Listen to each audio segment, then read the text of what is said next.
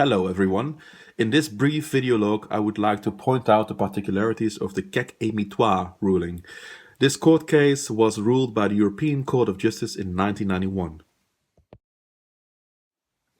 The Keck et Mithouard ruling is very important in the correct understanding of Article 34 of the Treaty on the Functioning of the European Union. This article prohibits quantitative restrictions to imports and all measures that have an equivalent effect.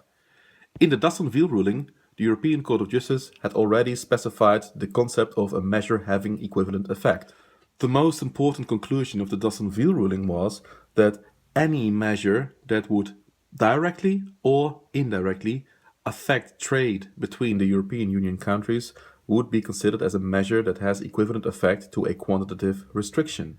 In the Cassis de Dijon ruling, the European Court of Justice would later specify what indirect discrimination in this context would mean. An indistinctly applicable measure would also be considered as a measure having equivalent effect and therefore be against Article 34 of the TFEU. The main result of this ruling was that countries had to accept one another's product regulations. Once a product was lawfully produced in one country, one should be able to sell the same product under the same circumstances in all the other European Union countries.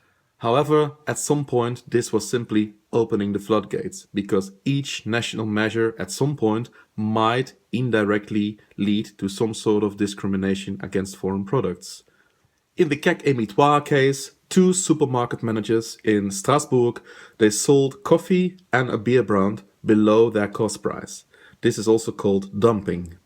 In the French Civil Code, dumping is prohibited. As a result, the French supermarket managers were prosecuted. However, they claimed that in some other countries dumping was allowed. And since we have to accept one another's product regulations, the French supermarket managers claimed that they should also be able to dump products in the French market, because a foreign competitor would also be able to do that. The Court of Justice disagreed and introduced the term sales modality. A sales modality could be defined as the circumstances under which you can sell a product. These are unlike product demands or product regulations. Think about legal opening hours of a shop or things as an anti-dumping provision. The conclusion is that countries may adopt their own sales modalities, even when it would lead to an indistinctly applicable measure. This means that the two supermarket managers had a very, very bad day because they've lost the court case.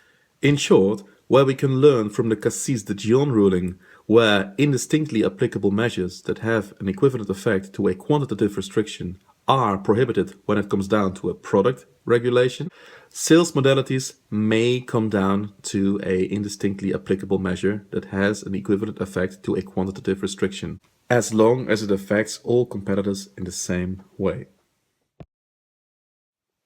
After watching this video log, I hope you understand a little bit more about the Keck et Mithouard ruling. For more information, please check www.drwernaart.com or like Dr. Wernaart at Facebook. That is www.facebook.com/drwernaart. Thanks for watching. Bye.